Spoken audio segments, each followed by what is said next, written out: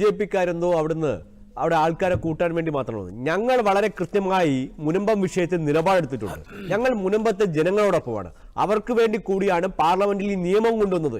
എന്തേ മുനമ്പം ജനങ്ങളോട് സഹാനുഭൂതി ഉണ്ടായിരുന്നുവെങ്കിൽ CPM-കാർ ഈ വിഷയത്തിൽ അനുകൂലിച്ചില്ല? അവർക്ക് 4 MP-മാരുണ്ടല്ലോ.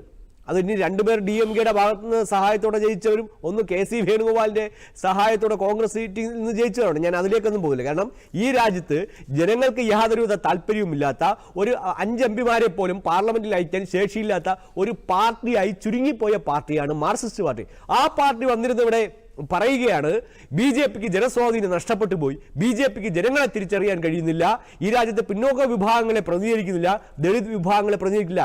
ഏറ്റവും കൂടുതൽ ദളിത് MP-മാരുള്ള പാർട്ടി BJP-യാണ്, ദളിത് MLA-മാരുള്ള പാർട്ടി BJP-യാണ്. പിന്നോക്കക്കാരനായ പ്രധാനമന്ത്രിയെയും രാഷ്ട്രപതിയെയും ഈ രാജ്യത്ത് ആ സ്ഥാനങ്ങളിൽ കൊണ്ടുവച്ച പാർട്ടിയാണ് ഭാരതീയ ജനതാ പാർട്ടി. അതുകൊണ്ട് അതൊന്നും പറയാനുള്ള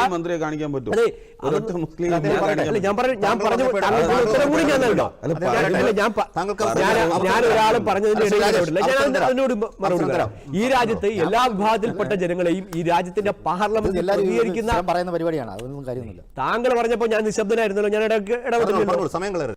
ഈ രാജ്യത്ത് എല്ലാ ദുർബലമായ ജനവിഭാഗങ്ങളെയും പ്രതിനിധീകരിക്കുന്ന പാർട്ടിയാണ് ഭാരതീയ ജനതാ പാർട്ടി. ഈ രാജ്യത്തെ ഏറ്റവും കൂടുതൽ ദളിത് MP-മാരും MLA-മാരുള്ള പാർട്ടിയാണ് ഞങ്ങൾ. അതുകൊണ്ട് 4 MP-മാരുള്ള CPM-ന്റെ ഔദാര്യമൊന്നും ഞങ്ങൾക്ക് ഈ രാജ്യത്ത് ജനങ്ങളുടെ മുമ്പിൽ പറയാൻ വേണ്ട. ഞങ്ങൾ ഈ രാജ്യത്ത് കൃത്യമായ നിലപാടെടുക്കും. ഞങ്ങൾക്ക് നിലപാടുകളുണ്ട്, നയങ്ങളുണ്ട്, സംഘപരിവാറിന് നയമുണ്ട്, നിലപാടുണ്ട്. BJP അതെടുക്കുന്നു. അപ്പോൾ പറയട്ടെ, ഈ രാജ്യം ഞങ്ങൾ സംഘപരിവാർ സംഘടനയാണല്ലോ. അല്ല, ഞങ്ങൾ കോൺഗ്രസിന്റെ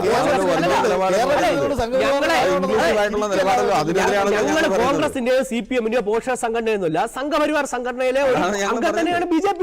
അതിനെന്താ സംശയമുള്ളത് നിങ്ങൾക്ക്? അല്ല, വർഗീയതയെ പറ്റിയൊന്നും കോൺഗ്രസ് പറയണ്ട. കോൺഗ്രസ് ഭരിച്ചുകൊണ്ടിരുന്നപ്പോഴാണ് ഇത്തരത്തിലുള്ള ശരീഅത്ത് നിയമം പോലും ഉള്ള രാജ്യങ്ങളിൽ പോലും ഇല്ലാത്ത രീതിയിലേക്ക് മതേതര രാജ്യത്തിന്റെ കൂട്ടുപിടിച്ചുകൊണ്ട് വഖഫിൽ ഇത്രയും കിരാതക നിയമങ്ങൾ കൂട്ടിച്ചേർക്കപ്പെട്ടുള്ളത്. അതൊക്കെ അതുകൊണ്ട് തന്നെയാണ് ഭാരതീയ ജനതാ പാർട്ടി കഴിഞ്ഞ 11 വർഷമായി അധികാരത്തിലിരിക്കുന്നത്. ഈ രാജ്യത്ത് നിയമവിരുദ്ധമായ പ്രവർത്തനങ്ങൾ ചെയ്താൽ നിയമപരമായ നടപടികൾ എല്ലാവർക്കും എതിരെ ഉണ്ടാകും എന്നുള്ള കാര്യത്തിൽ ഒരു സംശയവും